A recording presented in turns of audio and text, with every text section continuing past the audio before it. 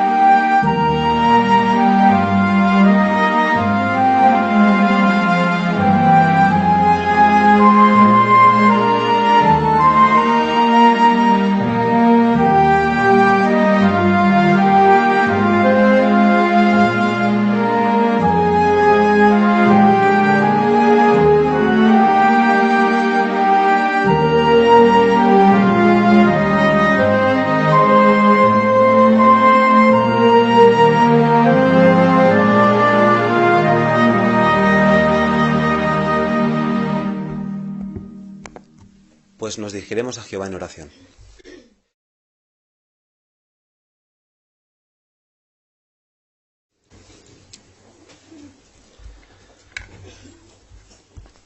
Pues la primera parte de esta reunión será, como tenemos por costumbre hacer los sábados, un discurso público. En esta ocasión, la conferencia bíblica que escucharemos tiene como título Imitemos al Padre de Tiernas Misericordias, y nos lo presentará nuestro hermano Juan Manuel Gutiérrez, que sirve en la congregación San Vicente dels Horts Centro. Te escuchamos.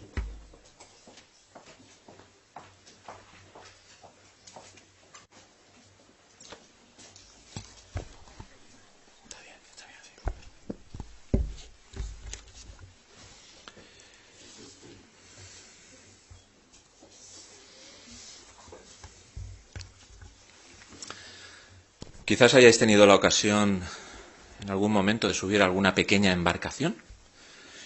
Si lo habéis hecho, y si no seguramente que también lo habréis visto, cuando la embarcación se adentra en el mar, uno de los primeros instrumentos que suele utilizar, si no el primero, es el timón. El timón es el dispositivo que se utiliza para maniobrar la embarcación. Si no contamos con este valioso instrumento, la navegación con un destino marcado se hace prácticamente imposible. Pues nos encontraríamos lo que en el mundo marinero se llama a la deriva. O sea, iríamos impelidos por las corrientes del mar, por las olas, allá donde éstas nos quisiesen llevar. Bueno, esto nos sirve para ilustrar que los verdaderos cristianos también queremos dirigir nuestra personalidad cristiana hacia el destino correcto, hacia el nuevo mundo. Pero al igual que ocurre con una embarcación que se enfrenta a diferentes corrientes, tempestades, nosotros también tenemos que hacer frente a adversidades de este sistema de cosas, además de nuestra propia imperfección.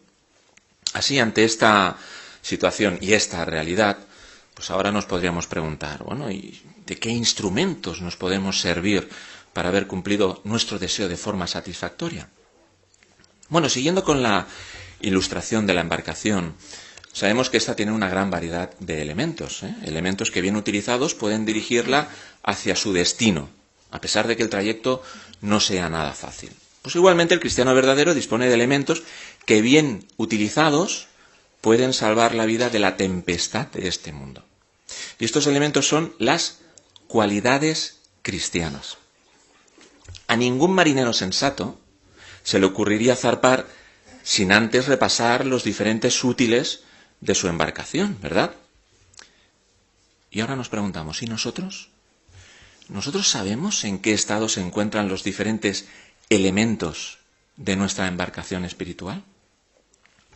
Si ahora tuviéramos que repasar elemento por elemento, o sea, cualidad por cualidad, es evidente que no nos daría tiempo, ¿verdad? Por eso nos vamos a centrar en lo que podríamos llamar el timón de la personalidad cristiana. Y esta es la misericordia. La misericordia debe ser una de las cualidades destacadas de los cristianos. Y para ello, en primer lugar, vamos a analizar lo que es realmente misericordia. Porque para muchas personas es fácil relacionar la misericordia con simplemente la acción, pues, de perdonar o simplemente reprimir de castigo a alguien. ¿Pero es esto realmente misericordia? En esta consideración vamos a contestar tres importantes interrogantes, como son: ¿qué es la verdadera misericordia? ¿Cómo podemos y debemos desplegarla? Y por último, ¿cómo debe de afectar nuestros tratos con los demás? En primer lugar, ¿qué es la verdadera misericordia? Bueno, decíamos antes que para muchas personas relacionan esta cualidad con simplemente la acción de perdonar, ¿no? o de reprimir algún tipo de castigo a alguien. Pero para saber realmente lo que es misericordia, haríamos bien en ver el ejemplo más sobresaliente que existe, el de Jehová. De hecho, Jehová en su palabra en Efesios capítulo 2, versículo 4, Él nos dice de Él mismo que es rico en misericordia. Pero fijémonos, porque el apóstol Pablo, en 2 de Corintios 1:3, va más allá. Si queréis acompañarme, por favor, si sois tan amables, nos dirigimos a la segunda carta a los Corintios.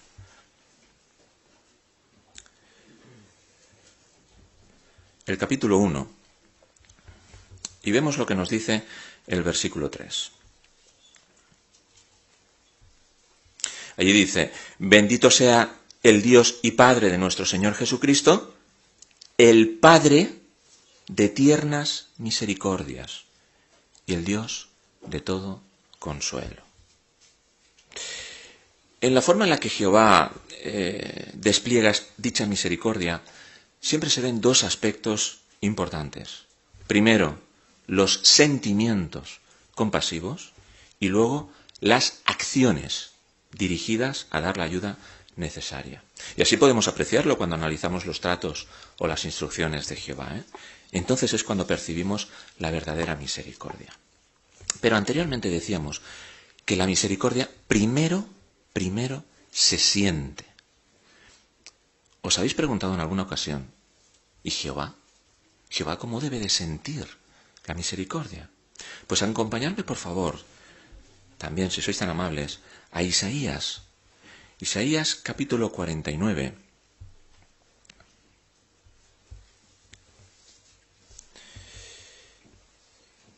Isaías 49. Leeremos el versículo 15 y veremos qué sentimiento tiene él, especialmente para cada uno de sus siervos. Isaías 49, 15. Ahí dice, ¿puede una esposa olvidarse de su niño de pecho, de modo que no tenga piedad al hijo de su vientre? Hasta estas mujeres pueden olvidar. No obstante, yo mismo no me olvidaré de ti.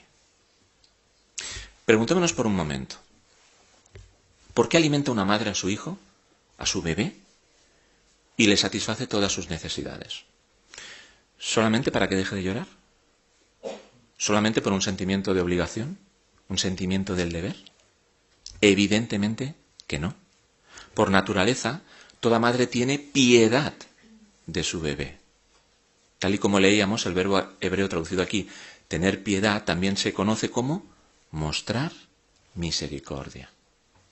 Y este significado nos transmite la idea de sentir ternura, compasión por alguien. La ternura que siente una madre hacia su bebé es una de las emociones humanas más fuertes y profundas que existen. Así entiende Jehová la cualidad de la misericordia. Y así desea Él que nosotros la sintamos al manifestarla. Claro, manifestarla, demostrarla. Si solamente fuera un sentimiento, entonces se quedaría en compasión. Tenemos que expresarla, actuar, para que entonces sea una obra completa de misericordia. El mejor ejemplo que podemos ver de cómo imitar la tierna misericordia de Jehová la encontramos en un humano perfecto, pero un humano, el Hijo de Dios, Jesús. Jesús imitó a la perfección las tiernas misericordias de su Padre. Veamos un ejemplo, por favor. Si me queréis acompañar, podemos buscar en Mateo capítulo 20, versículos del 30 al 34. En el contexto de esta lectura, apreciamos cómo una gran muchedumbre de personas, junto con Jesús, se dirigen a Jerusalén en lo que resultará ser su destino final.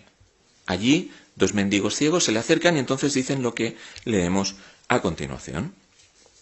Mateo capítulo 20, versículo del 30 al 34 dice, y mire, dos ciegos que estaban sentados junto al camino, al oír que Jesús iba pasando, clamaron y dijeron, Señor, ten misericordia de nosotros, hijo de David. Pero la muchedumbre les dijo con rigor que se callaran. Sin embargo, ellos gritaron con más fuerza, diciendo, Señor, ten misericordia de nosotros, hijo de David. De modo que Jesús se detuvo, los llamó y dijo, ¿qué quieren que les haga? Le dijeron, Señor, que se abran nuestros ojos. Enternecido Jesús les tocó los ojos, y ellos inmediatamente recibieron la vista y le siguieron. Pensemos por un momento. Jesús se encuentra en lo que es su última semana de ministerio en la tierra. Jesús sabe lo que le va a ocurrir. Sabe que aún le queda mucho trabajo por hacer antes de sufrir una cruel muerte en manos de los agentes de Satanás. Sin embargo, no permite que la presión de esos días trascendentales ahoguen su misericordia por las necesidades de los demás. Y es de resaltar el sentimiento tan fuerte que nota Jesús, ya que el escritor de este Evangelio, ante la traducción de la palabra se enterneció, utiliza el verbo esplagnón, que literalmente significa sentir, que las entrañas anhelan vivamente actuar. ¿Vemos? No basta con simplemente sentir compasión. Tenemos que expresarla si queremos que sea una auténtica obra verdadera de misericordia. Y ese es el sentimiento de Jesús. Esa es la verdadera misericordia. Si queremos que se nos muestre favor, a pesar de nuestras imperfecciones, a pesar de nuestras equivocaciones y de nuestros errores, nosotros debemos de hacer lo mismo con nuestro semejante. Y recordemos, nuestro semejante más cercano son los hermanos de nuestra congregación. Pero cuidado, porque no vale cualquier tipo de misericordia. Para ilustrarlo, ¿recordáis el ejemplo que hacíamos al principio, verdad? De relacionar el timón de la embarcación con esta cualidad cristiana de la misericordia, ¿verdad? Bueno, en el lenguaje marinero existe una expresión asociada a uno de los problemas que pueden tener los timones, y es la holgura del timón, o conocido también como el falso timón. ¿Por qué se le llama así? Bueno, porque a pesar de que nosotros podemos estar marcando un rumbo, dado que existe esta holgura en la aleta, que está sumergida en el agua, esta nos puede estar desviando del camino al cual nos habíamos marcado. Por esta razón, nosotros debemos de analizar si nuestra cualidad de la misericordia está bien graduada, es decir, si es con el motivo correcto. En la antigüedad Jesús ya condenó a algunos que hacían dádivas de misericordia. ¿Por qué razón? Acompañadme, por favor, nuevamente a Mateo, capítulo 6. Leeremos el versículo 2. No cerréis, por favor, vuestras Biblias, porque volveremos a hacer mención a este pasaje. Mateo, capítulo 6, versículo 2. Y veremos lo que allí dice. Dice, palabras del propio Jesús, Por eso, cuando andes haciendo dádivas de misericordia, no toques trompeta delante de ti, así como hacen los hipócritas en las sinagogas y en las calles, para que los hombres los glorifiquen. Les digo en verdad, ellos ya disfrutan de su galardón completo. Bueno, estas dádivas de misericordia eran donaciones que se usaban para los necesitados. El propio Jesús y sus discípulos, por ejemplo, tenían un fondo común para los pobres. Bueno, entendemos que nadie tocaba literalmente una trompeta antes de hacer esa clase de donaciones, así que es evidente que Jesús aquí está usando una hipérbole, una exageración, para mostrar que no está bien ir por ahí pregonando la generosidad de uno, como sí hacían los fariseos. ¿Cómo los llamó Jesús? Hipócritas, porque anunciaban sus limosnas en las sinagogas y en las calles. Aquellos individuos ya tenían su galardón completo, porque su única recompensa sería pues la alabanza de algunos hombres, o quizás algún asiento de primera fila en alguna sinagoga junto a algún destacado rabino. Pero de Jehová no iban a recibir absolutamente nada. Esta forma de actuar es muy común hoy en día. Hay quienes hacen donaciones a la caridad cuando se les asegura que por sus grandes donaciones, pues sus nombres serán anunciados o serán puestos en una placa, o bien tendrán grandes desgravaciones fiscales. Con lo que respecta a este último asunto, seguramente que os es familiar la expresión organizaciones no gubernamentales, ¿verdad? Las conocidas ONGs o también las fundaciones. En teoría, estas últimas también sin ánimo de lucro. En España existen miles de estas asociaciones. Y ahora uno podría pensar, bueno, ¿qué viene? ¿Cuánto interés existe por atender a los más desfavorecidos? Pero este interés se podría poner en duda cuando uno investiga y resulta que descubre que todas estas empresas colaboradoras con estos organismos pueden deducirse, o sea, pueden desgravar de sus impuestos hasta el 35% del valor de la donación que realizan, lo que esto supone un gran alivio para estas empresas fiscalmente hablando, además de la publicidad que hacen de ello. Así que el espíritu de lo que anteriormente decíamos, que era tierna misericordia, la verdad es que no se percibe.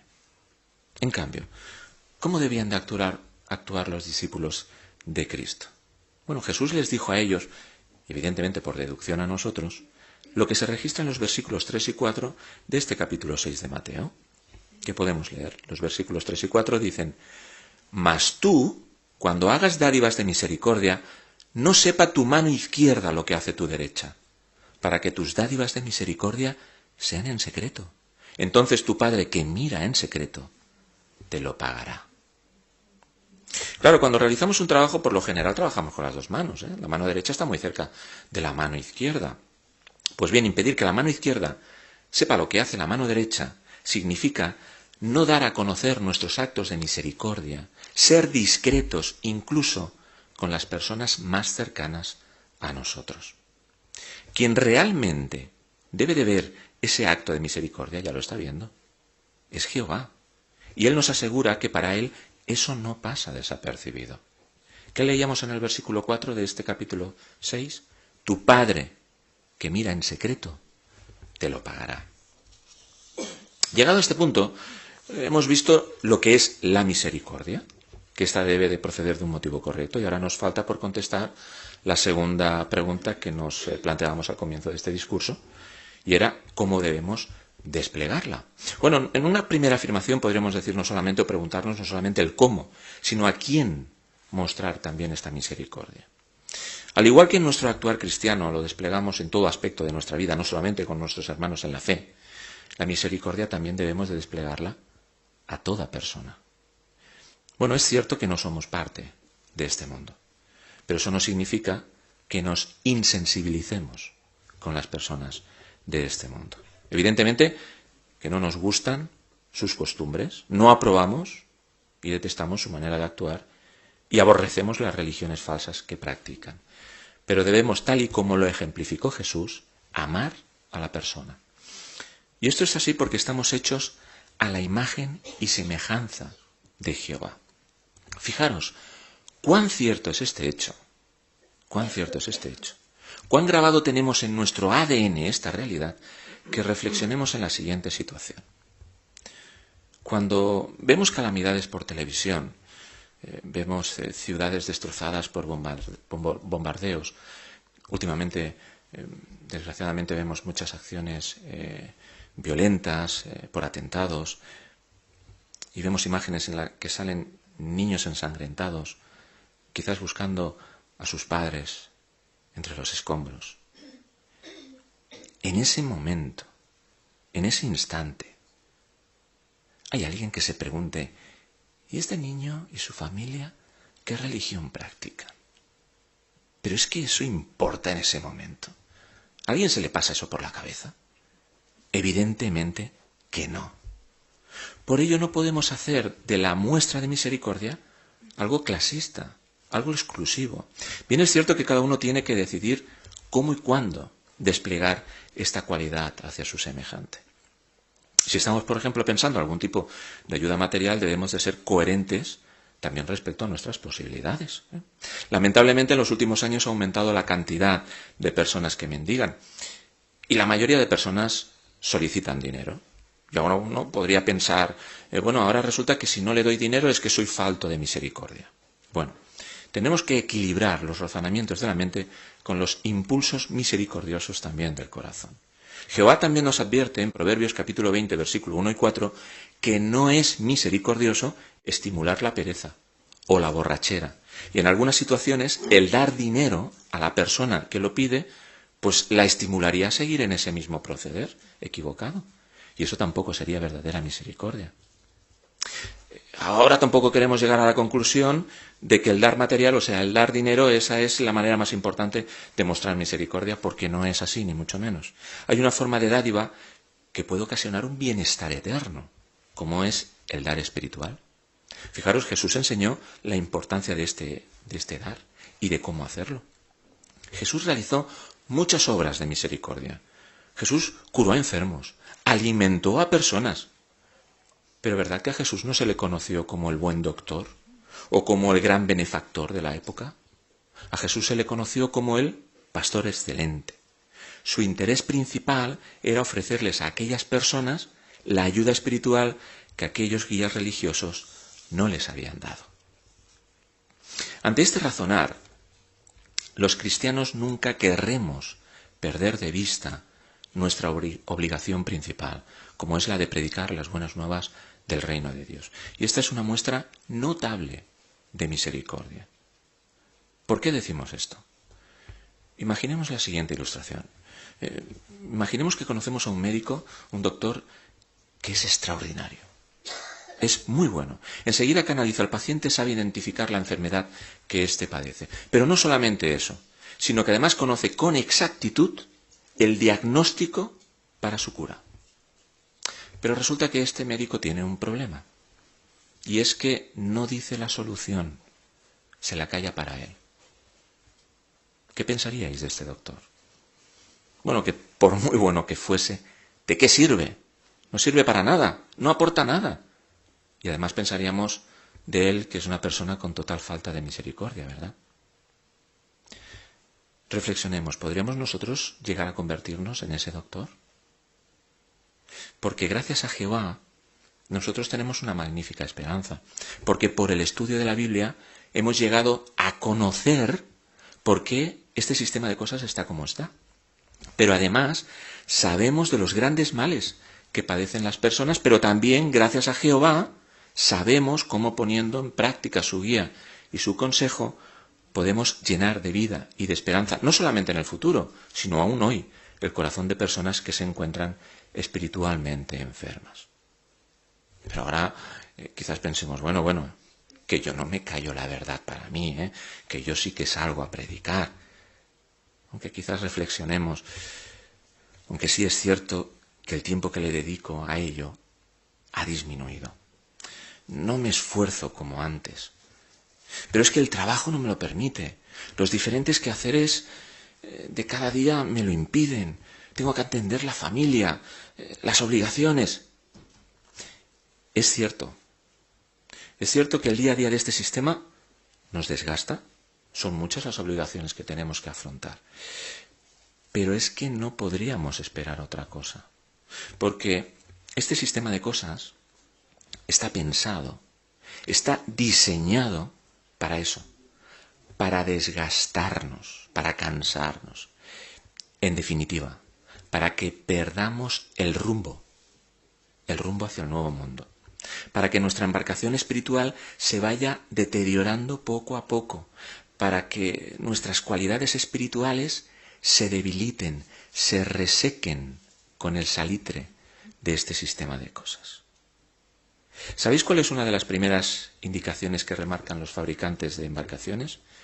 Lo sumamente importante que es el mantenimiento de ellas.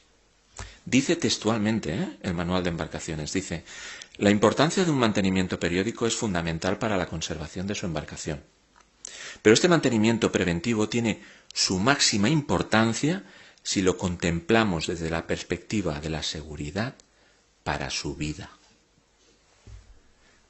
¿Se está resecando nuestra cualidad de la misericordia? ¿No vemos la importancia de la predicación y el efecto que ésta puede generar en las personas, tal como quizás sí que la veíamos tiempo atrás?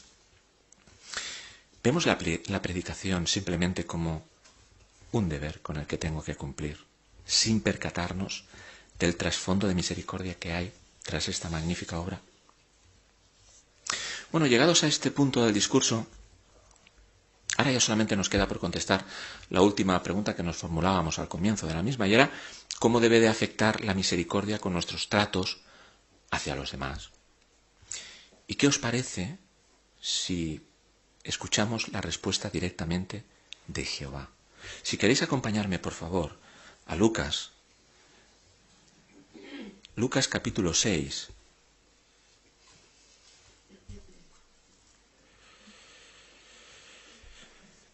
Lucas capítulo 6, nos dirigimos al versículo 36. Evidentemente estas palabras las pronunció el propio Jesús, pero Jesús, como fiel reflejo de la cualidad de su Padre, podemos decir que es el propio pensamiento de Jehová. Versículo 36 dice: continúen haciéndose misericordiosos, así como su Padre es misericordioso. Jehová aquí nos está diciendo a cada uno de nosotros: puesto que yo soy misericordioso contigo, quiero que tú seas misericordioso con tu prójimo. ¿Y quién es mi prójimo más cercano? Antes lo mencionábamos: nuestros hermanos en la fe, nuestros hermanos en la congregación. Este sistema inicuo en el que estamos viviendo, pues nos hace que afrontemos todos los días tensión, de una forma u otra. Sin embargo, el intercambio de estímulo entre nosotros nos ayuda a aguantar. Pero fijémonos en la expresión, intercambio, es decir, dar y recibirlo. Solo así podremos contener o conservar nuestra fortaleza espiritual. Es verdad que todos necesitamos en alguna ocasión ánimo, todos necesitamos estímulo, todos necesitamos, como se suele decir, un hombro en el que desahogarse. Pero es igual de cierto que todos podemos edificar, animar a los demás. Pero para que esto último sea posible, debemos de esforzarnos por estar atentos a los síntomas de desánimo de nuestros hermanos. Jehová, a través del apóstol Pablo, dijo en 2 Corintios, capítulo 1, versículo 4, allí nos recuerda que podemos consolar a los que se hallan en cualquier clase de tribulación mediante el consuelo con que nosotros mismos estamos siendo consolados. Pero fijémonos en lo interesante de esta expresión. La palabra griega para consuelo que se utiliza aquí es paráclesis, que significa literalmente llamar a alguien al lado de uno. No quiere decir observar la pena y el desánimo de mi hermano desde la distancia. Si estamos al lado de nuestros hermanos cuando necesitan ayuda, con toda seguridad recibiremos el mismo amoroso apoyo cuando lo necesitemos. Y en esto tienen mucho que decir los ancianos de congregación. Cuando Jesús se dirige a uno de sus apóstoles y les dice, si me amas, pastorea mis ovejitas, se estaba refiriendo precisamente a esto. Las visitas de pastoreo por parte de los ancianos de congregación a sus hermanos en la fe persiguen esta intención, ofrecer consuelo, ánimo, estímulo, lo cual es una muestra notable también de mostrar misericordia.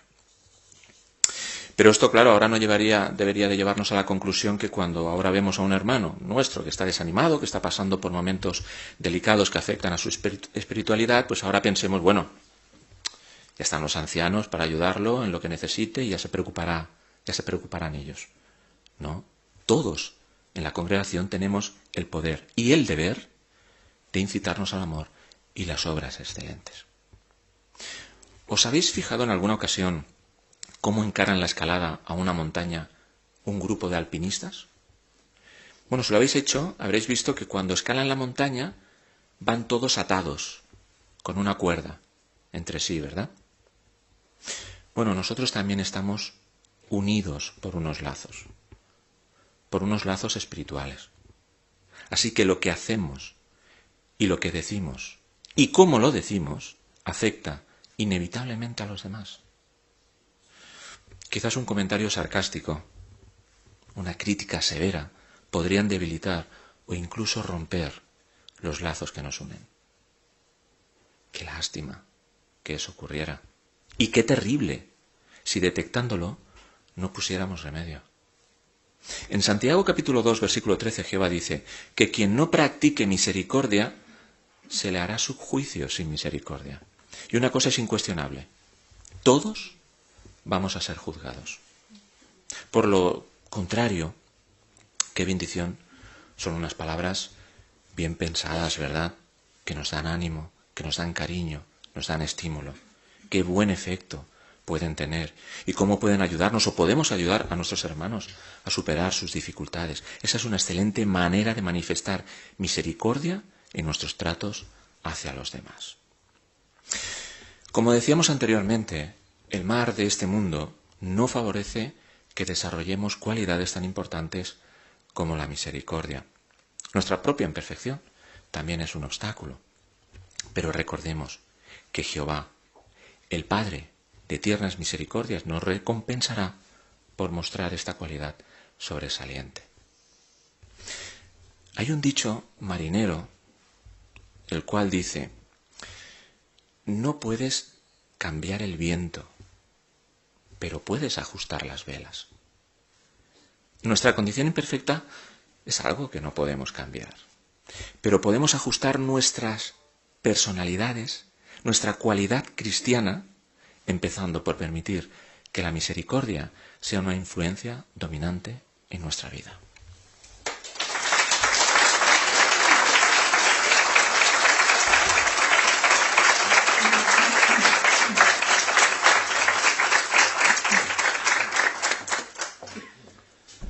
Pues muchas gracias, hermano Juan Manuel, por tu excelente exposición. Bien, ahora pasamos a la segunda parte de esta reunión, que la presentará nuestro hermano Ricardo González. Nos referimos al estudio del artículo de la Atalaya.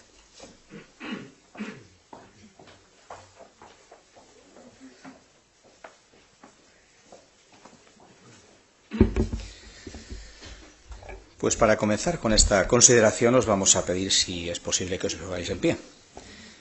Y vamos a cantar la canción 89, que basada en el Evangelio de Lucas, capítulo 11, versículo 28, lleva el tema Jehová bendice al que escucha y obedece. Canción 89.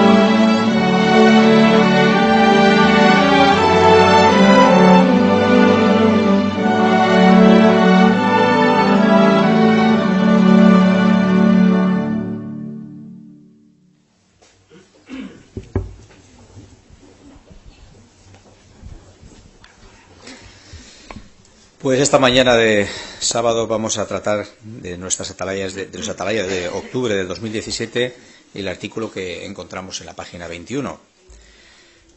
Dice el tema: ¿qué lecciones aprendemos de las visiones de Zacarías?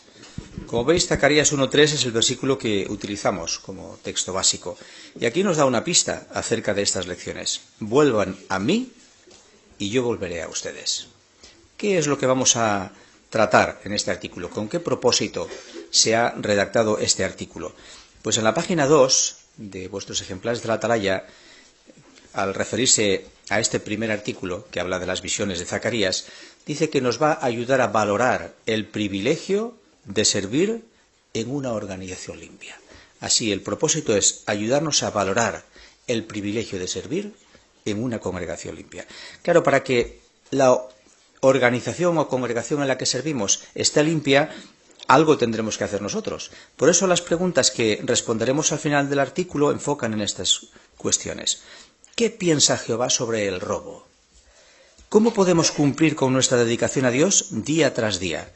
¿Y cómo podemos contribuir a mantener limpia de maldad la organización de Jehová? Estas las responderemos al final tras haber considerado este artículo. Bueno, para que el artículo sea pleno y disfrutemos al máximo, necesitamos una cosa. ¿Sabéis cuál es? Comentarios. No digo más. Pues iniciamos con la lectura, párrafos 1 al 3. En esta ocasión nuestro hermano Paco Alonso nos va a servir como lector. Adelante. Un rollo que vuela. Una mujer encerrada en un recipiente y dos mujeres con alas como las de una cigüeña elevándose con el viento. Encontramos estas impresionantes imágenes en el libro del profeta Zacarías. ¿Por qué le dio Jehová estas sorprendentes visiones a su profeta? ¿En qué situación se encontraban los israelitas en aquel tiempo? ¿Cómo nos benefician estas visiones hoy día? El año 537 antes de nuestra era fue muy feliz para el pueblo de Jehová. Había estado cautivo en Babilonia durante 70 largos años, pero ahora era libre.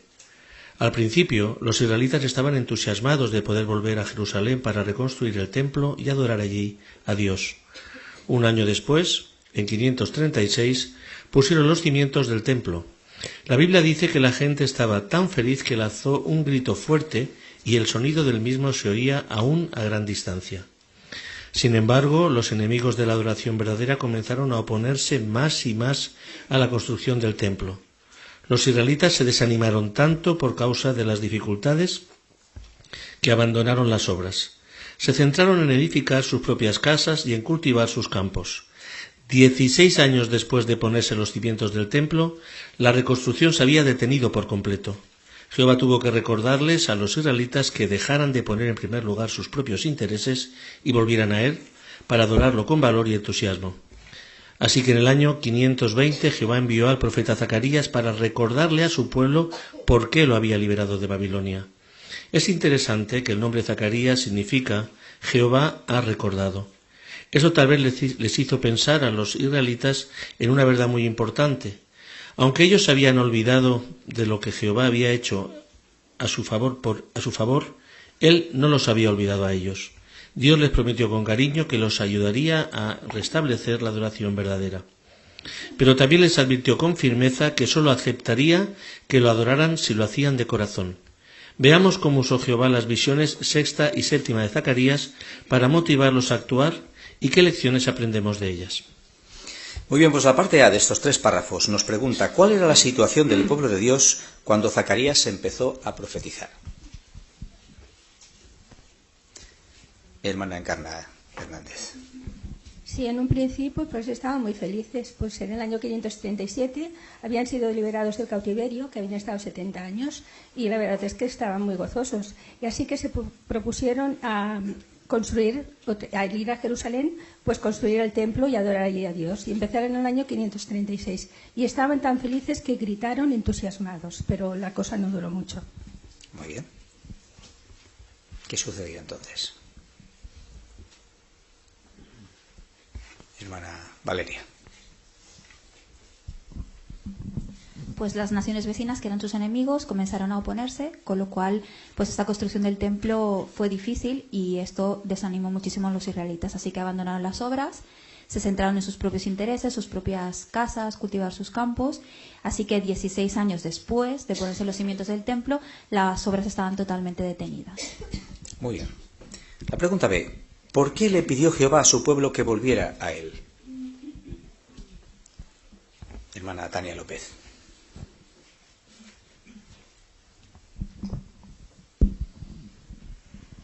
Jehová tuvo que recordarles a los israelitas que dejaron de poner en primer lugar sus propios intereses y volvieran a Él para adorarlo con valor y entusiasmo. Claro, ellos se habían alejado, habían dejado la obra, como ha comentado la hermana, es por eso que Jehová tuvo que recordarles. Muy bien. Hermana Marisa.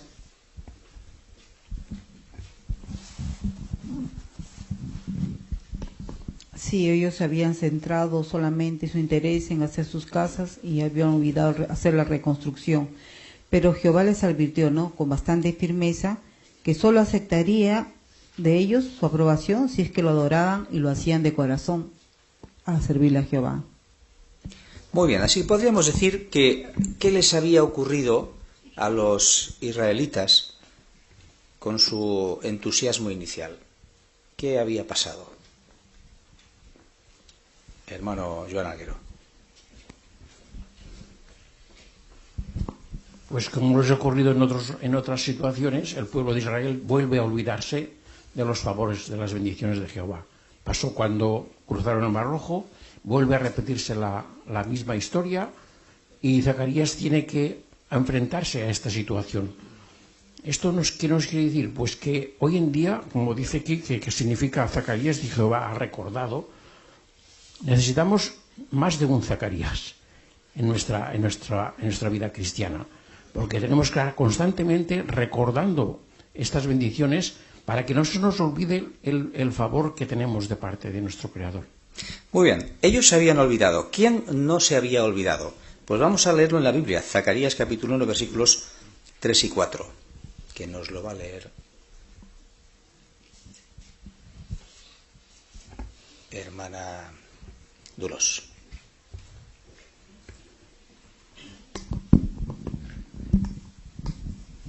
Y tienes que decirles, esto es lo que ha dicho Jehová de los ejércitos, vuelvan a mí, es la expresión de Jehová de los ejércitos, y yo volveré a ustedes, ha dicho Jehová de los ejércitos. No se hagan como sus padres, a quienes los profetas anteriores llamaron, diciendo, esto es lo que ha dicho Jehová de los ejércitos, vuélvanse, por favor, de sus malos caminos y de sus malos tratos. Pero ellos no escucharon, y no me prestaron atención, es la expresión de Jehová. Muy bien. Así que, ¿qué les estaba diciendo Jehová a estos israelitas cortos de memoria? Hermano Juan Manuel.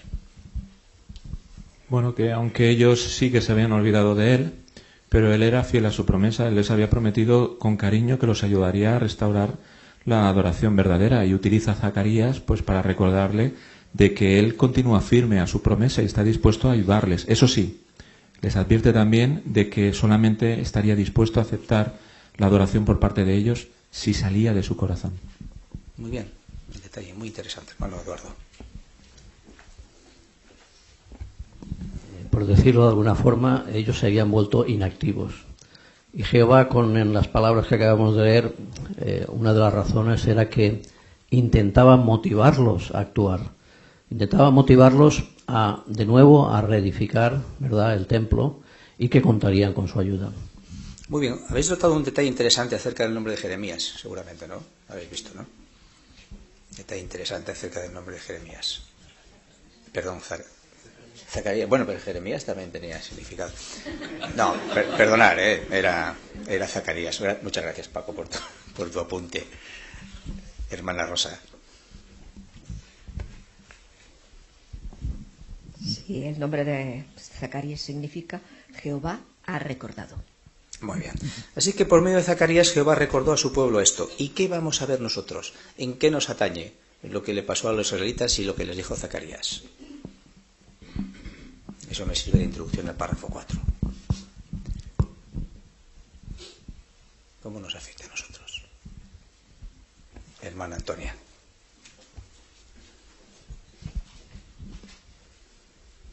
Sí, las lecciones que vamos a aprender de Zacarías pues son lo que Jehová quiere de nosotros, requiere de nosotros, igual que requirió de los israelitas en aquel momento, ¿no? Pues ahora veremos lo que realmente a él le gusta o no le gusta a Jehová. Muy bien, excelente. Pues analizamos la primera de estas cuestiones o lecciones. Jehová castiga a los que roban. Leemos el párrafo 4.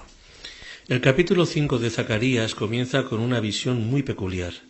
El profeta ve un rollo que vuela y que mide unos 9 por 4 metros y medio. Está abierto, es decir, listo para que se lea. El mensaje está escrito en ambos lados del rollo. La costumbre era escribir solo en un lado. Por lo tanto, el que el mensaje esté escrito en ambos lados de este rollo significa que lo que dice es muy importante. De hecho, es un mensaje de juicio. Leamos antes de hacer la pregunta Zacarías capítulo 5 versículos 1 y 2. Y también vamos a pedir a la hermana Mónica que nos lo lea. Zacarías 5, 1, 2. Entonces levanté los ojos de nuevo y vi, y miré, un rollo que volaba. Así que me dijo, ¿qué ves? A mi vez dije, veo un rollo que vuela y tiene una longitud de 20 codos y tiene una anchura de 10 codos. Muy bien, hacemos entonces la pregunta del párrafo 4. ¿Qué vio Zacarías en la visión sexta? Diego. Un rollo que vuela. Muy bien. ¿Es cierto? ¿Algún detalle? Hermana Susana. Bueno, la descripción es de que está abierto y además dice lo que mide, ¿no? Que mide 9 por 4,5, ¿no? O sea que lo está dando en metros para los que usamos el sistema métrico y en pies para los que usan ese otro sistema de medición. Y está diciendo pues que está escrito por los dos lados, que normalmente se escribía por un lado. O sea que tenía una importancia grande. Muy bien, así vemos la descripción del rollo. Ahora la pregunta B, ¿qué significa que el rollo esté escrito en ambos lados? Hermana Teresa Tarens. Pues bien, siempre se escribía de un lado el rollo, pero esta vez se escribió de los dos lados. Así vemos que al escribir de los dos lados significaba que era muy importante y que el mensaje era de juicio.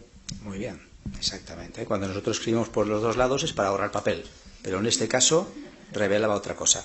¿Queréis ver la ilustración del principio? La 1.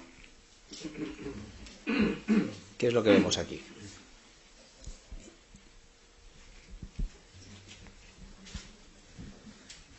Hermana Marisa. Es un rollo que vuela y que está escrito en ambos lados, dando énfasis a lo importante que está ahí escrito. Muy bien, excelente. Así que lo importante de este rollo es lo que vamos a tratar ahora, cómo nos afecta a nosotros. Recordad que este subtema que estamos hablando habla acerca de robar. Y antes de entrar en los párrafos 5 y 6 y 7, parémonos un momentito en esta ilustración. ¿Veis la foto? ¿Qué percibimos?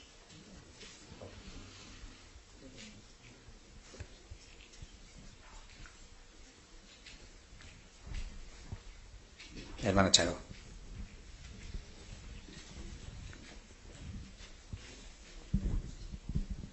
Pues aquí se ve a una señora que está mirando por todos lados para ver si no la ven, pero ella ya tiene en la mano unas gafas que las está metiendo en el bolso, que se ven por el espejo, que está pues robando. Muy bien, ¿eh? Bueno, quedémonos con esta ilustración en la mente y veamos ahora cómo podría afectarnos tal cosa a nosotros. Leemos los párrafos 5 y 6. Dice Zacarías 5, 3 y 4. Entonces me dijo, esta es la maldición que sale sobre la superficie de toda la tierra, porque todo el que hurta, según lo de este lado, ha quedado libre de castigo, y todo el que hace un firme juramento, según lo de aquel lado, ha quedado libre de castigo. He hecho que salga, es la expresión de Jehová de los ejércitos, y tiene que entrar en casa del ladrón y en casa del que presta firme juramento falsamente en mi nombre, y tiene que alojarse en medio de su casa y exterminarlos a ella y sus maderos y sus piedras.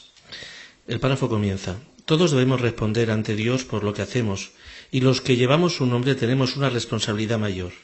Quienes amamos a Dios sabemos que todo tipo de robo deshonra su santo nombre.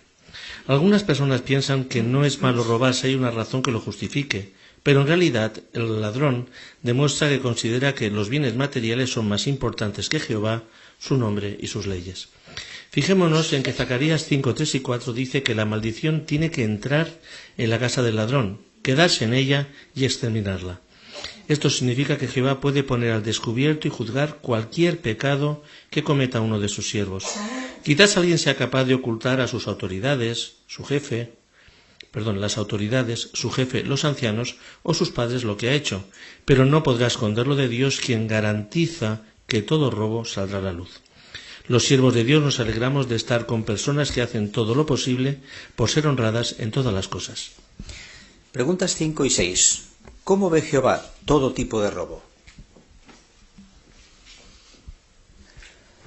Hermana Gina Malca. Pues es un delito grave a la vista de Jehová. Va en contra de sus leyes divinas y deshonra su santo nombre. Además daña nuestra espiritualidad y nuestra relación con Él. Y para quienes amamos y servimos a Jehová, el robo carece de toda justificación porque demuestra una falta de fe en Él y sus provisiones. Muy bien. Hermano Julián. Sí, aquí se menciona el texto de Proverbios capítulo 30, versículos 8 y 9, pero especialmente el versículo 9, yo he buscado en una versión de la Biblia que se llama la versión popular, y dice, este versículo 9 al final. Si me falta el pan, podría robar y ofender así tu divino nombre. ¿Qué viene a decir este texto? Que el robo no tiene justificación, aunque sea por necesidad. Y además trae un oprobio al nombre de Jehová. Así Jehová ve como un asunto muy grave que un siervo suyo pues esté robando. Muy bien. Hermana María Luisa. Sí, el mismo texto que acaba de decir Julián dice también: pida a Dios, no me dé ni riqueza ni pobreza, porque en la riqueza pensaría que no necesita a Dios, y en la pobreza sería obligado de robar. Entonces, es verdad, la gente o quiere ser muy rica, o si son pobres son desgraciadas, pero fue el equilibrio. Sabe que Jehová siempre nos ayudaremos. Es un texto bueno de recordar. Muy bien. ¿Cómo nos beneficia a los que estamos en una organización limpia el que estemos rodeados de personas honradas, que no roban? ¿Cómo nos beneficia? Pensemos en alguna cuestión práctica, o lo que estáis pensando. ¿Cómo nos beneficia? Hermano Paco Alonso. Bueno, pues aquí mismo, ahora mismo y esta mañana mismo, ¿no? Estamos con nuestros hermanos, estamos en el salón, vamos al servicio, dejamos la maleta o las hermanas el bolso en su sitio, entendiendo que los objetos personales que tenemos, no sé, la ropa en el guardarropía, abrigos de mejor o peor calidad, complementos electrónicos, y uno sabe que está entre hermanos y que, en principio, cuando vuelva a su sitio lo va a encontrar ahí. Muy bien. En principio. Muy bien, porque puede haber personas que no forman parte de la congregación, ¿eh? Pero eso es un alivio, ¿no? ¿Sabes que sí? Dejas el móvil encima del restaurante y cuando vuelves ya no está. Fijo. Muy bien. Párrafo 7. Con esto concluimos la idea de estos 3 párrafos. A Jehová le ofende todo tipo de robo. Los siervos de Dios consideramos un honor conocer y obedecer sus altas normas morales y vivir de una manera que honre su nombre. Así no sufriremos el castigo de Dios contra los que desobedecen sus leyes a propósito.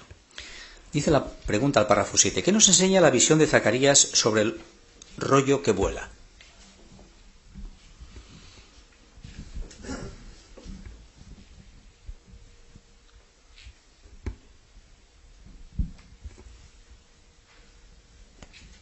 Hermano Eduardo.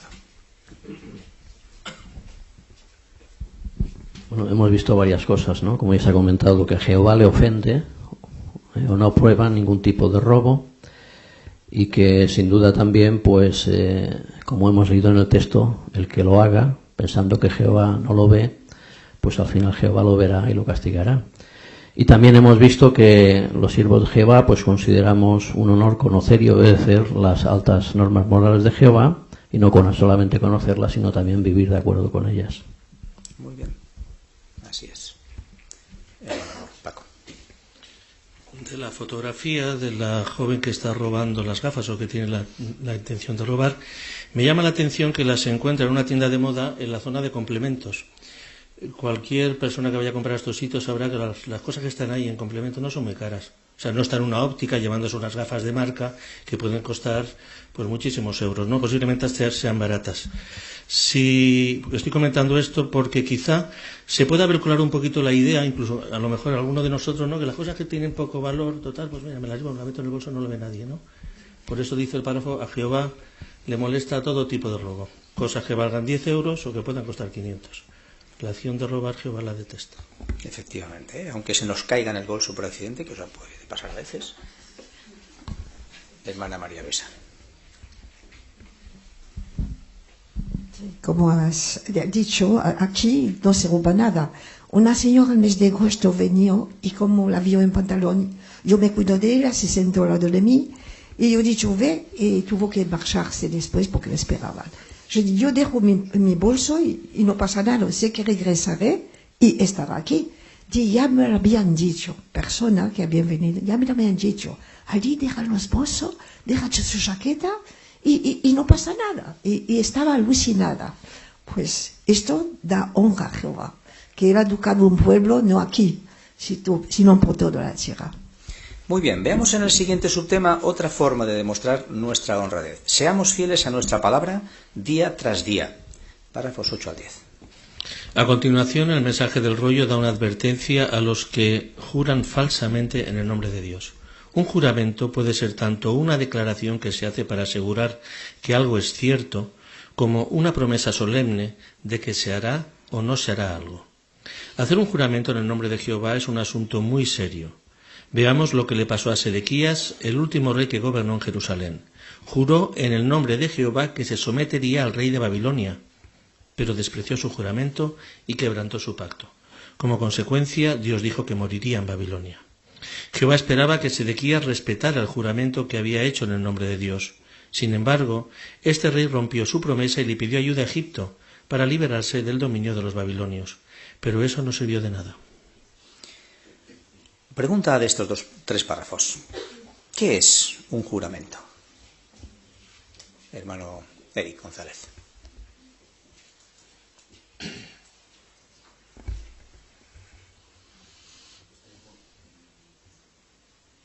Tal y como menciona el párrafo, un juramento puede ser o es una declaración que se hace para asegurar que algo es cierto, o como una promesa, y menciona solemne, es decir, de mucha importancia, de seriedad, de que se hará algo o no se hará. Y aún es más solemne y más serio cuando se hace un juramento en el nombre de Jehová, con lo cual el significado queda bien claro. Muy bien. Veamos un ejemplo. Pregunta B. ¿Qué juramento no respetó Sedequías? Yo sé que era la hija de Juan Manuel, pero no me acuerdo de tu nombre. Yaiza. ¿Yaiza? Sí. Muy bien.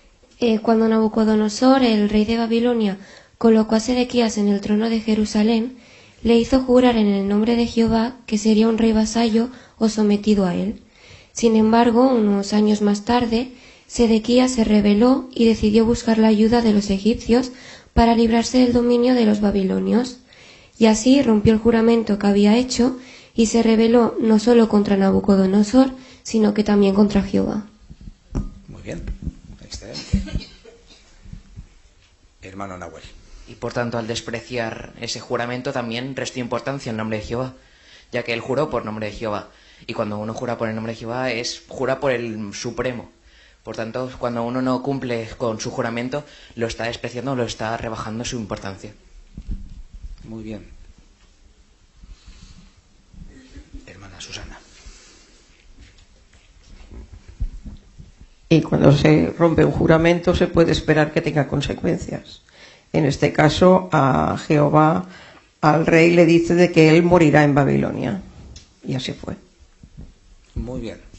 Así que, para Jehová un juramento, ¿qué importancia tiene? Esa pregunta con una respuesta obvia, pero tenía que hacerla. Hermano Jordi Ponsa. Es sagrado, de obligado cumplimiento. Muy bien. Hablando de juramentos de obligado cumplimiento, vamos a ver uno que la mayor parte de los que estamos aquí hemos hecho y que es muy importante. ¿Cuál es? Párrafos 11 y 12. Jehová también escucha los votos o promesas que hacemos nosotros.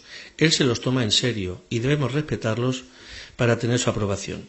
La dedicación a Dios es el voto más importante que podemos hacer. Cuando dedicamos nuestra vida a Jehová, le prometemos de manera solemne que le serviremos no importa lo que ocurra en la vida. ¿Cómo cumplimos con el voto de dedicación? Nuestra manera de reaccionar ante las pruebas, sean grandes o pequeñas, demostrará si nos tomamos en serio o no la promesa solemne de servir a Jehová día tras día. Por ejemplo, si alguien del trabajo o de la escuela coquetea con nosotros, ¿rechazamos sus atenciones y demostramos que deseamos obedecer a Jehová? O si somos los únicos siervos de Dios de nuestra familia, ¿le pedimos que nos ayude a portarnos siempre como cristianos? Sea cual sea la situación en la que nos encontremos, ¿le oramos a Jehová todos los días para agradecerle su amor y su guía? ¿Sacamos tiempo para leer la Biblia a diario? En realidad, cuando dedicamos nuestra vida a Dios, le prometimos que haríamos todas estas cosas. Cumplir con nuestra dedicación significa ser obedientes. Si le damos a Él lo mejor de nuestro servicio, demostraremos que lo amamos y que nuestra dedicación es genuina. Nuestro servicio a Jehová es una manera de vivir, no un simple formalismo. Cumplir con nuestra promesa es para nuestro bien, porque Dios les prometió un futuro maravilloso a los fieles. Pregunta de los dos párrafos 11 y 12. ¿Cuál es el voto más importante que podemos hacer? Dime también tu nombre. Ainara. Ainara. El voto más importante es la dedicación a Dios, ya que le prometemos que le serviremos para siempre y que lo primero para nosotros será hacer lo que Él quiera. Muy bien. ¿Cómo se toma Jehová estos votos? Hermana Duros.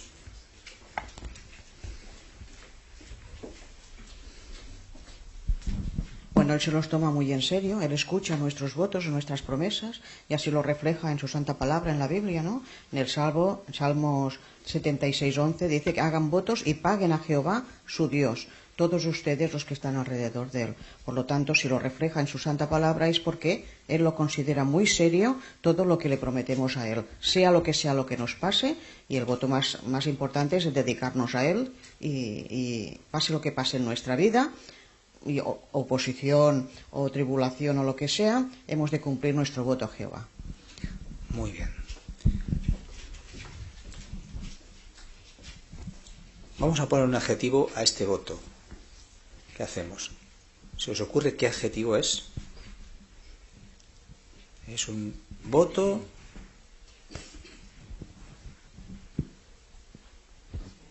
hermana Teresa. Es un voto solemne, es un voto para siempre, o sea que hay que cumplirlo porque lo hemos hecho con todo nuestro corazón. Muy bien, eso es cierto. Pero es un voto que prometemos cumplir a menos que, ¿no? Hermano Josué.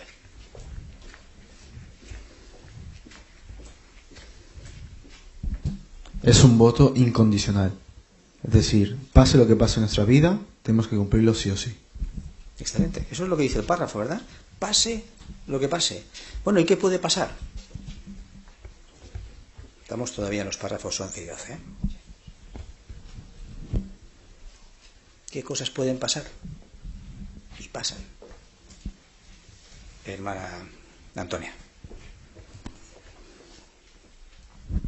Pues pueden pasar situaciones en las que quizás se ponga en tela de juicio el voto que hemos hecho. Por ejemplo, podemos pasar pruebas grandes, pequeñas, y esto pues demostrará qué es lo que vamos a decidir. Si vamos a pensar en el voto que hemos hecho y seguir las normas de Jehová, como luego veremos los ejemplos que pone aquí, o vamos a no acordarnos y vamos a hacer lo que a nosotros nos plazca.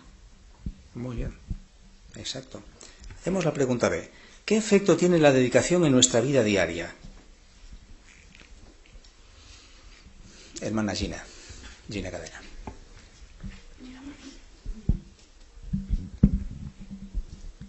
Bueno, pues tiene un efecto poderoso en las 24 horas del día, porque continuamente estamos atravesando pruebas en el trabajo, en la escuela, incluso en nuestra propia casa.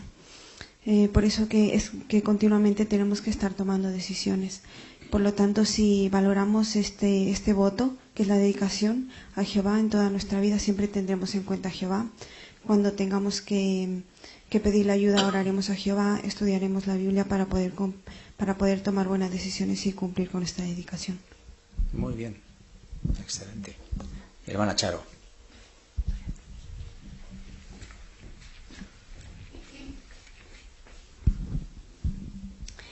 Y cumplir con este voto significa ser obedientes. Nuestro servicio a Jehová es una manera de vivir, no es algo simple o un formalismo, como dice el párrafo. Es nuestra vida fuera de casa, en casa y en todos nuestros quehaceres. Por eso tenemos que estar siempre vigilantes para no fallarle a Jehová. Muy bien, exacto. De hecho, como menciona Deuteronomio 12 y 13, perdón, 10, capítulo 10, versículos 12 y 13, ¿cómo nos afecta? La esposa de Juan Manuel. Sí, pues ahí Moisés mencionó que lo que Jehová pedía de sus siervos, que era andar en sus caminos, amarlo, servirlo de todo corazón y guardar sus mandamientos era para bien suyo. Y realmente en el caso de Israel fue así, cuando ellos obedecían eran bendecidos. Y si nosotros demostramos también en nuestra vida diaria que queremos servir a Jehová con todo nuestro corazón, pues también será para nuestro bien, ya que nos promete un futuro eterno y perfecto. Muy bien. Hermana Jemima. En sí, el voto que hacemos es lo que rige nuestra vida, ¿no? Porque ya cuando uno hace voto, todo lo que venga más adelante, las decisiones, las cosas que tiene que hacer, va en función a esto, ¿no? Por eso el párrafo menciona unas preguntas que nos hacen pensar, ¿no? ¿Cómo estamos llevando nuestra vida? ¿Cómo quiere Jehová? ¿Le estamos obedeciendo en todo? Entonces, por eso es interesante las preguntas, ¿no?, que están aquí. Muy bien. Hermana Mari de Llopis. Sí, en Deuteronomio se destaca que Jehová quiere que le amemos de todo corazón. Entonces Jehová va a los motivos. Si nosotros tenemos los mismos motivos ahora que cuando nos bautizamos, que cuando nos dedicamos a Jehová, si los tenemos, estupendo. Si eso ha cambiado por lo que sea, el voto va por delante, está por encima. Así nuestros motivos deben de cambiar y ajustarse a lo que Jehová quiere de nosotros. Durante toda nuestra vida, independientemente de que vivamos o muramos, nos pasa lo que nos pase, Jehová va por encima de eso. Muy bien, excelente comentario. Hermano Eduardo.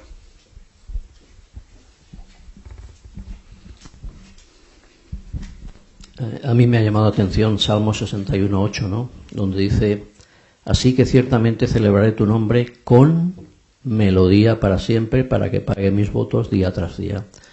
Así no deberíamos ver el hecho de tener que cumplir ese voto tan importante como es la dedicación como una obligación, como una carga pesada, sino todo lo contrario. Eso nos conduce a un modo de vivir, ¿verdad?, que nos protege de muchas cosas y nos hace felices. Es algo alegre. Muy bien, excelente. Así que no cabe duda que el voto que hemos hecho es incondicional. Cuando ponemos condiciones, hasta aquí, esto ya no lo puedo con ello, esto ya no lo soporto, estamos fallando a nuestro voto, con nuestro voto a Jehová. Y hemos visto que Él se lo toma muy en serio. Así que hay que cuidarse de ello. Párrafo 13 resume perfectamente estas ideas. Lo leemos. La sexta visión de Zacarías nos ayuda a ver que los que amamos a Jehová no debemos robar ni faltar a nuestra palabra. También aprendemos que Dios nos olvidó de los israelitas, aunque ellos cometieron errores. Él comprendía que estaban rodeados de enemigos y que por eso sufrían muchas presiones. Jehová siempre cumple sus promesas y de esa manera nos da el ejemplo de lo que debemos hacer. Además, podemos estar seguros de que nos ayudará a ser fieles a nuestra palabra. Una manera de ayudarnos es dándonos la esperanza de que pronto acabará con la maldad en toda la tierra. La siguiente visión de Zacarías nos garantiza que esta esperanza se cumplirá. ¿Qué aprendemos de la sexta visión de Zacarías? Lidia.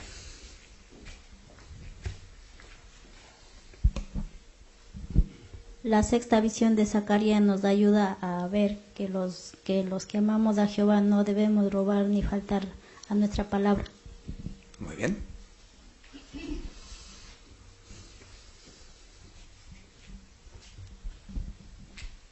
Hermano Ángel Cepedano. El ejemplo de Jehová es bueno de imitar, porque sabemos que los israelitas no obedecieron, se portaron mal, pero sin embargo Jehová no se olvidó. Él cumplió con su palabra de que los ayudaría en aquellas cosas que verdaderamente le favorecía al pueblo.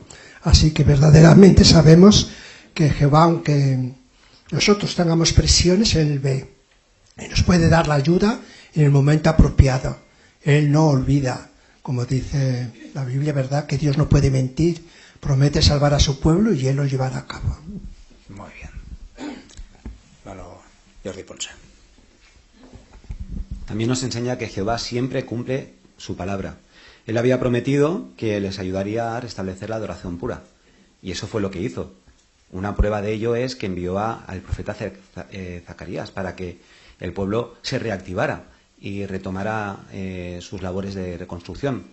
Y eso demuestra que Jehová es un Dios veraz. Así que si nos pide que seamos honrados, Él siempre, como en todo, pone el ejemplo. Muy bien, así es. Hermana Mónica. Sí, y a pesar de los problemas o las presiones que tengamos en el mundo, podemos estar seguros de que nos va a ayudar a ser fieles a su palabra y nos da la esperanza de que todos los problemas que tengamos pues van a ser temporales. Y nos da la esperanza de que pronto va a acabar la maldad y los problemas y que tendremos una vida como Él quería. Muy bien, excelente. Realmente era un rollo importante, ¿eh? Habéis visto para lo que da y podríamos todavía tratar más. Pero con esto concluimos la sexta visión. El siguiente subtema nos introduce directamente en la séptima y el subtema dice: se lleva a la maldad a su debido lugar. 14 y 15 leemos. Después de la visión del rollo, un ángel le dice a Zacarías: levanta los ojos. Que era el profeta en esta séptima visión. Ve aparecer una medida de efá, es decir, un recipiente o canasto que se usaba para medir un efá. Este recipiente tiene una tapa circular de plomo. Cuando se quita la tapa, Zacarías ve dentro a cierta mujer sentada. El ángel le explica que es la iniquidad o la maldad. Imaginemos el horror del profeta al darse cuenta de que esta mujer trata de salir, pero el ángel enseguida vuelve a meterla dentro y cierra el recipiente con la pesada tapa. ¿Qué significa todo esto? Esta parte de la visión subraya que Jehová no tolerará ningún tipo de maldad dentro de su pueblo. Si ve algo malo, lo eliminará con rapidez. El ángel muestra esto al poner de inmediato la tapa de plomo sobre el recipiente. Párrafos 14 y 15. Parte A. ¿Qué ve Zacarías en su séptima visión?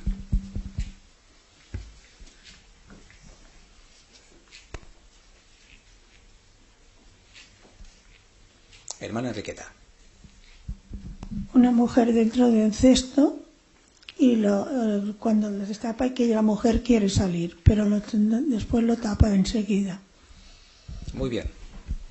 Exacto. ¿Queréis ir al principio del artículo? Vemos esta ilustración. Cuando lo habéis visto, ¿qué ideas os ha pasado por la cabeza?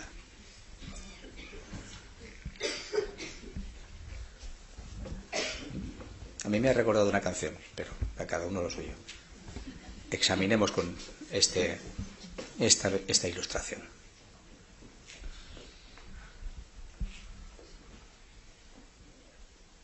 Pues no lo han conseguido. En este caso no nos ha inspirado nada. Hermano Eduardo. Bueno, a mí me recuerda en la calle una tapa de cloaca, ¿no? Es algo parecido, ¿verdad? Mostrando claramente que lo que hay debajo pues no es nada agradable. Pero es lo que hemos leído, ¿no? En la Biblia de la visión. Se ve ahí una cesta y una mujer dentro y alguien que la está tapando, ¿no? Porque no quiere que salga nada más, porque el hecho de no la tapa con material del mismo de paja, ¿no? Sino con una tapa de hierro, ¿no? Con lo cual quiere decir que la tapa y que no quiere que salga. Y lo que vemos ahí, la iniquidad como se muestra, pues no se muestra como una mujer, no sé, con cara de monstruo o algo terrorífico, ¿no? Se muestra con una cara normal. Muy bien, pues sí que había matices interesantes, ¿eh? Muchas gracias, hermano Eduardo. Vamos a ver cómo lo describe Zacarías, capítulo 5, los versículos 5 hasta el 8. Hermana Amelia. Entonces el ángel que hablaba conmigo salió y me dijo: levanta los ojos, por favor, y ve qué es esto que sale. De modo que dije: ¿qué es? A su vez él dijo: esto es la medida de efá que sale. Y pasó a decir: este es el aspecto de ellos en toda la tierra. Y mire, la tapa circular de plomo fue alzada, y esto es cierta mujer sentada en medio del efá.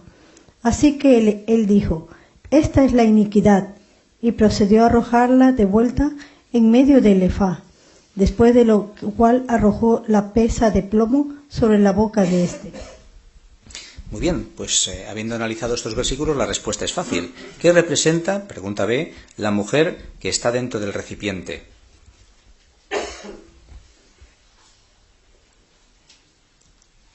Hermano Alex, si no te veo la cara.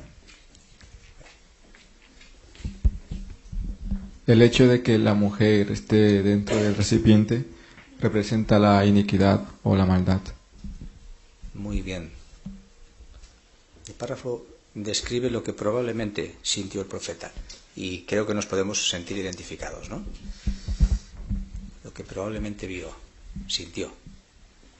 Hermana Rosa Mayor.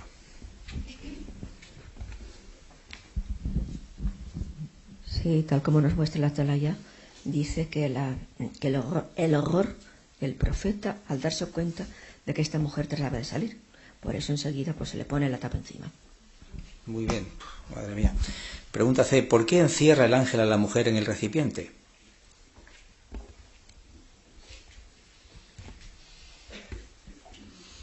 Hermano Fernando.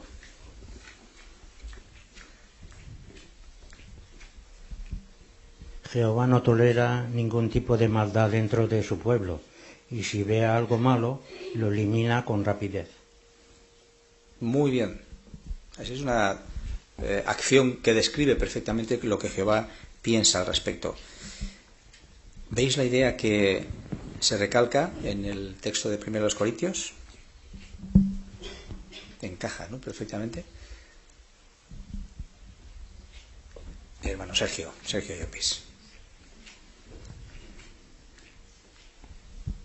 Bueno, pues tal como hemos aprendido, pues como esa mujer significaba la iniquidad o maldad, aquí en 1 Corintios se nos habla de remover al hombre inicuo de entre ustedes. Así que si alguien estuviera practicando la maldad, se removería dentro de la congregación. Por eso Jehová no tolera ningún tipo de maldad dentro de su pueblo. Así que si hubiera, pues bueno, Él se encargará de sacarla. Muy bien, exacto. Recordáis que la idea de este artículo es el privilegio de servir en una organización limpia. Y cuando alguien intenta ensuciarla, pues no se permite, ¿verdad? Eso es lo que define a la organización de Jehová. Pero todavía, en esta visión, se nos lleva un poquito más allá. ¿Veis ahora, por ejemplo, la ilustración de los párrafos 16 a 18 que vamos a tratar? ¿Qué os parece? ¿Qué significa? ¿Qué os parece?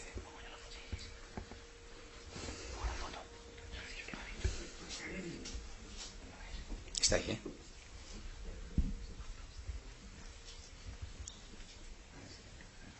Hermana Enriqueta.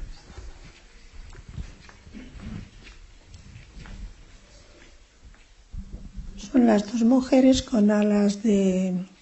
Ay, no me acuerdo. De águila no es de águila. De cigüeña, que se lleva la maldad hacia fuera de Jerusalén. Muy bien, exacto. Esto encaja perfectamente con lo que vamos a ver ahora y con la ilustración. Pues para tratar este asunto de lo que acabamos de ver, leemos el párrafo 16 en primer lugar. Luego aparecen dos mujeres que tienen unas alas fuertes como las de la cigüeña. Estas mujeres son muy distintas de la mujer llamada iniquidad que está dentro del recipiente. Zacarías ve cómo lo levantan y se lo llevan con sus fuertes alas. ¿A dónde conducen a la mujer? A la tierra de Sinar o Babilonia. ¿Por qué la llevan ahí? Pregunta del párrafo 16. ¿Qué ve Zacarías que ocurre con el recipiente? Ya hemos visto la ilustración y también podéis verla del principio.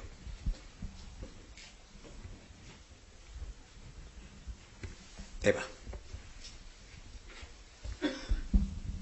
Pues aparecen dos mujeres que tienen alas de cigüeña, se llevan el recipiente hacia Sinar, o también llamado Babilonia. Muy bien. Excelente. Vamos a ver cómo describe esta acción Zacarías una vez más. Capítulo 5, versículos 9 al 11. Zacarías 5, 9 al 11. Nos lo va a leer. Vamos a ver, hermana Nelly.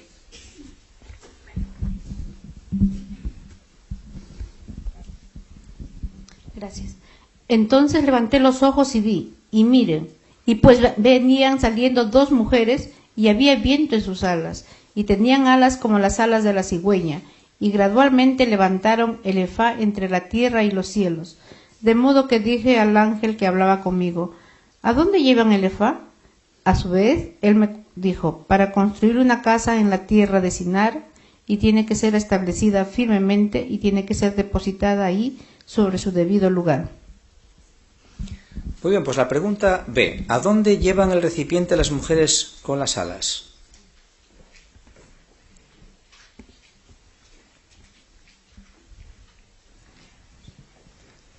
Sara. Pues se lo llevan a la tierra de Shinar, que es Babilonia. Muy bien. Exacto. ¿Y por qué se lo llevan allí? No respondáis. Eso está en el siguiente párrafo. Bueno, en los dos siguientes, 17 y 18. Para Zacarías y los demás israelitas de su día, Shinar o Babilonia era un lugar adecuado a donde llevar a la iniquidad. Ellos habían vivido en esa ciudad inmoral e idólatra y habían tenido que luchar a diario contra su influencia pagana. Así que podían confirmar que allí reinaba la maldad. Esta visión debió animarlos mucho, pues les garantizó que Jehová mantendría limpia su adoración. La visión también les recordó a los judíos que ellos tenían la obligación de impedir que se contaminara su adoración a Dios. La maldad no se puede permitir ni se permitirá dentro del pueblo de Jehová. Él nos ha traído a su organización pura, donde sentimos su amor y protección. Pero nosotros tenemos la responsabilidad de contribuir a que se mantenga limpia. ¿Nos sentimos motivados a hacerlo? No hay lugar para ninguna forma de maldad en el paraíso espiritual. Pues párrafos 17 y 18. Dice la parte A, ¿por qué es Shinar el debido lugar para la iniquidad? Hermana Giovanna.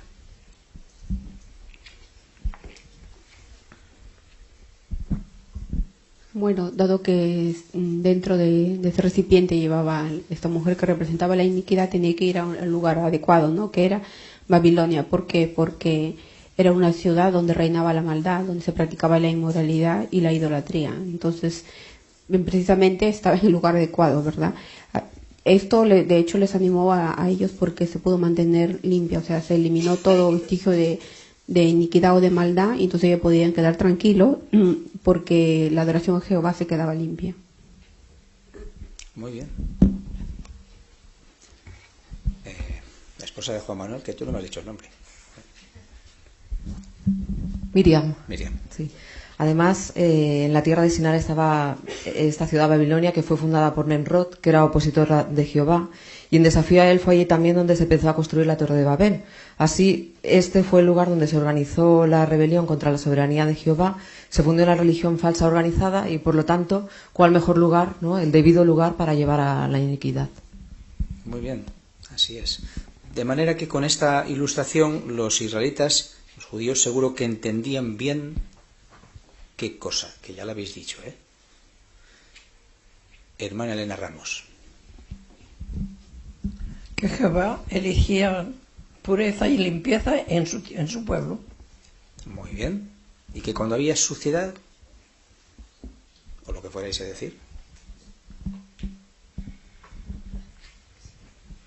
hermana Antonia.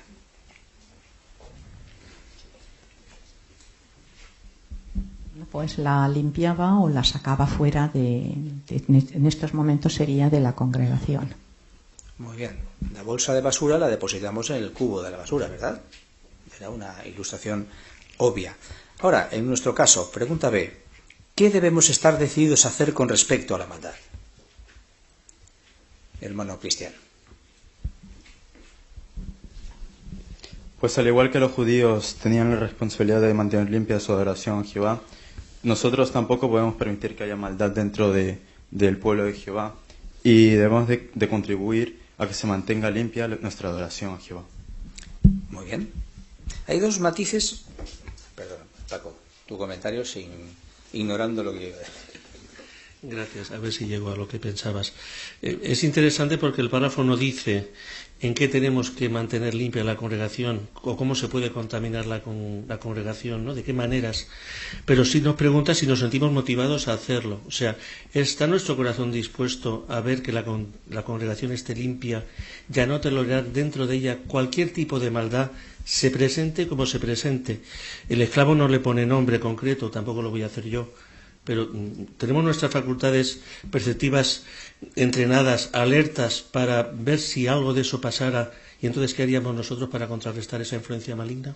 Muy bien, excelente. Porque el párrafo dice, nosotros debemos contribuir a que se mantenga limpia. ¿Dice eso?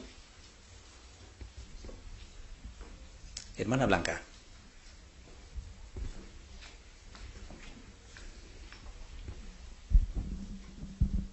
El párrafo nos está diciendo que tenemos el privilegio de estar en una congregación limpia o pura, ¿no? Entonces es nuestra responsabilidad de mantener limpia la congregación. Muy bien, es una responsabilidad. Y después dice, en la organización de Jehová no debe haber maldad.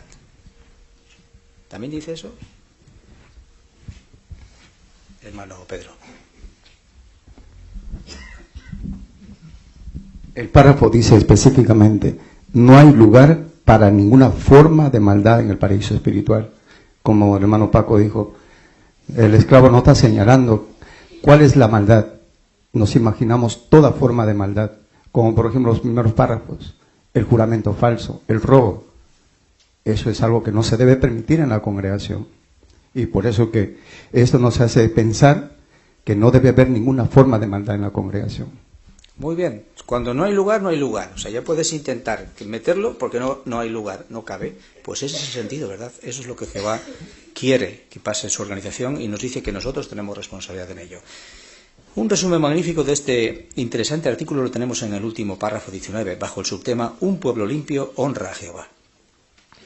Las visiones sexta y séptima de Zacarías son una clara advertencia para los que actúan con falta de honradez. Además, nos recuerdan que Jehová no tolera la maldad. Sus siervos debemos odiar lo que es malo. Con estas visiones, Jehová nos asegura que si luchamos por agradarlo, no recibiremos una maldición. Él nos protegerá y nos bendecirá, y tenemos la garantía de que nos ayudará a vencer nuestra lucha por mantenernos limpios en este mundo malvado. Pero, ¿por qué podemos estar seguros de que la adoración verdadera sobrevivirá? ¿Qué garantía tenemos de que Jehová protegerá a su organización ahora, cuando estamos tan cerca de la gran tribulación? En el próximo artículo responderemos estas preguntas. ¿Qué significado tienen para nosotros las impresionantes visiones de Zacarías? Hermana Encarna. Pues nos ayuda a ver lo que Jehová odia. Que nos han dado unas advertencias muy claras contra la falta de honradez y nos recuerda que Jehová no tolera ningún tipo de maldad. Así que debemos amar lo que Él ama y odiar lo que Él odia. Y si tenemos alguna cosa en que luchar, Jehová nos va a ayudar, desde luego que sí, pero si lo hacemos desde nuestro corazón. Muy bien. Esther. También nos enseñan estas visiones que si nosotros luchamos por agradar a Jehová, Él nos protegerá y nos bendecirá, que tendremos la garantía de que no tendremos esa lucha en solitario, que es muy difícil y Jehová lo sabe. Muy bien, exactamente. Hermana Mari. Sí, nosotros tenemos que odiar lo que es malo. Si nosotros odiamos lo que es malo, no solamente no haremos lo que es malo, sino que discerniremos dónde está la maldad. ¿Eso quiere decir que vamos a ser vigilantes de nuestros hermanos? Ni mucho menos. Cristo lleva a la congregación y si hay algo malo, Cristo lo saca. Si nosotros nos enteramos de algo, por el motivo que sea, no por preguntas imprudentes, sino si nos enteramos, la Biblia delinea muy bien los pasos que hay que seguir, hablar con el hermano, darle tiempo al hermano para que él hable con los ancianos, no nosotros. Él hable con los ancianos y si ese hermano no toma en ese sentido ninguna acción, entonces sí, nuestra obligación es hablar con los ancianos. Pero nunca olvidar que Cristo es el que lleva la congregación y Él se encarga de mantenerla limpia. Nuestra parte es odiar lo que es malo y, si nos enteramos de algo, procurar que esa persona, por su bien, hable él con quien deba. Muy bien. Pues vamos al principio del artículo y respondemos a las 3 preguntas que destacábamos. ¿Qué respondería? ¿Qué piensa Jehová sobre el robo?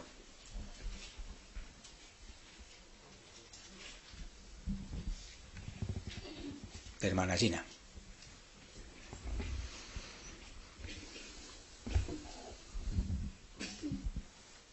Bueno, hemos visto que cualquier clase de robo es una ofensa y una deshonra para Jehová. Incluso leímos que por eso la maldición entrará en la casa del que roba y se alojará en ella y la exterminará. Muy bien. ¿Cómo podemos cumplir con nuestra dedicación a Dios día tras día?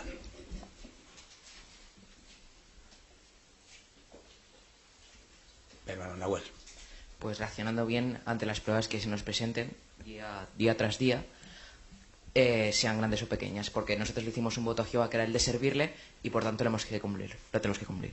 Muy bien. Y sí, hermano Eduardo. Y para eso debemos aprovechar todo tipo de ayuda espiritual que recibimos de la oración de Jehová, ¿no? Y del propio Jehová. Se ha mencionado la oración, la lectura de la Biblia, así que tenemos instrumentos para vencer en esa lucha, para cumplir día a día, para poder cumplir día a día con nuestra dedicación. Eso es.